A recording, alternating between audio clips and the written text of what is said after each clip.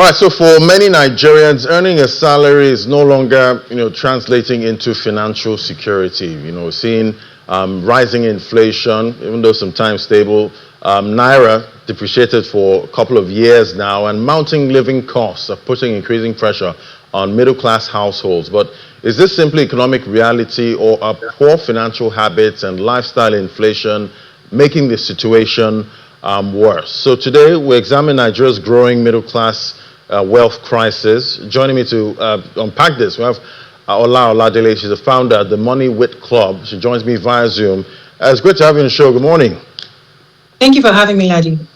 Yeah, so today I did some kind of analysis trying to understand, okay, someone earning about 500,000 naira, per month. And I did what goes into what takes out of that kind of salary. So we're seeing rent, maybe taking about 30% of that, say maybe 150K. Fuel prices rising, maybe fuel is taking about 18% of that. Food, 15%. Electricity, shout out to Band A customers. You have internet, transport, school fees, healthcare. Then for savings, what you have left is about 1%, which is about 5,000 naira. Talk to me about this synopsis here. How do you see that? It's a reality. I mean, it's a reality for most people. Prices have gone up. So, 2 years ago, if you were earning 500,000 naira, it was good. It was fine. It could take you around. You could take cabs, But the reality is that the currency has lost almost 100%, if not over 100% of its value in the past 2+ years. And the fact is that most people's salaries have not necessarily doubled in that same period, right? Such that even when people get a raise, they are actually earning more naira, but they are able to buy less, right? And so the fact is that the real purchasing power of the average Nigerian has collapsed or has reduced significantly. So it's not an imagination, it's reality. What the question is how do we go forward? How do we adjust? Because there's still a need to increase that 1% in savings to a higher amount. Right, and definitely, looking at this breakdown, this is just imagining, 500,000 naira, and you're taking 150K from that every month to save for your rent. So you could be living anywhere at this point. It could be one bedroom, a duplex, or whatever at this point. But we know what's happening with, rental prices at Yes, this point. But yes. why would you say many salaried Nigerians are financially stressed? Because before now, you earn a salary, you're working, you were seen as financially Okay. stable, you're good. But now we're seeing salaried Nigerians financially stressed. Yes, yes. So, I mean, you just pointed out what's happening. Prices have risen and they've risen significantly. But I dare say that the trend is not abnormal, and it's a global situation. Inflation is a global problem. It's not just a Nigerian problem. So the conversation is the same everywhere, right? Such that as individuals, if you look back, if you're a millennial, there was a time when your uncle could dash you 50 naira, and that was money. Even 10 years ago, that probably wasn't money. Right now, even to give someone that is begging you, you can't give 50 naira. And that has been the trend. There was a time our parents would tell us that you could buy a bottle of Coke for 1 naira. It's unthinkable right now. And so that is the trend. And I find that a lot of times people are really stressed because somehow or the other they think that the economy will stay as is. And they don't necessarily realize that the trend is for prices to go up. All right, so is Nigeria experiencing a lifestyle inflation, or is it just economic pressure? It's both. It's actually both. We've just established that the economic pressure is real and we can't escape that.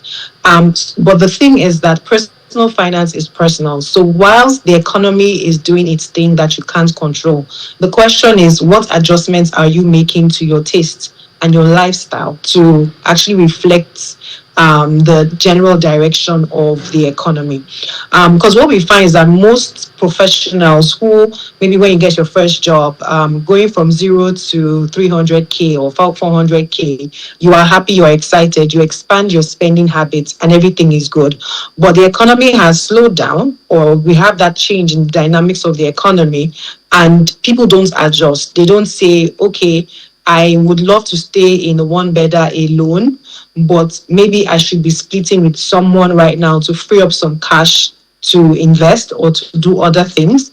But people stay on that same quality of life bracket and do not make adjustments. The reality is that it's unfortunate, it's saddening, it's something that you really don't want to do. But the people that are able to adjust are the ones that are able to in the end say, okay, even though there was this thing happening, I was able to save this amount of money. All right. So, would you say at this point, as a salary earner, you just have to have other things you're doing, at this point to actually stay afloat? And how much can you really do, to add up, to make it make sense? So I would say, first of all, career planning is very important. What is the benefit of staying where you are? When I say benefits of staying where you are, distraction is a thing, and in the bid to make enough money, whatever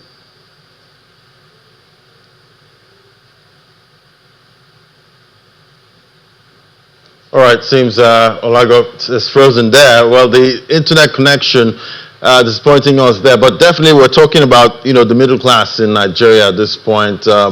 How most professionals are supposed to actually stay afloat at this time. I lost you for a moment there. I see you're back now. You Oh, can okay. you can complete your thought now. Okay. I sorry, I could hear you all the while. So I'm saying that for a lot of people, the question is what adjustments can you actually make to ensure that despite what's happening in the environment, right, you are able to still stay afloat. That's the critical question. Do you think there are habits, that professionals, the habits they actually have at this point that, kind of works against them and not allowing them to, you know, stay afloat, regardless of whatever salary band, you're on? Yes, I would say the first thing is keeping idle cash. A lot of people, for whatever reason, are afraid of investing.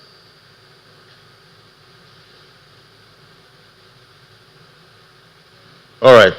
Okay, I think it's the internet connection again at this point. And yeah, Ola was saying that she's seeing that some people are afraid of investing most of the time. When they hear about investing, they're like, oh my God, I don't understand it. I don't want to put money in there. Maybe fear of losses in the past. That also adds to that sentiment. But I guess the connection is not allowing us. Okay, I think I can hear now. Okay.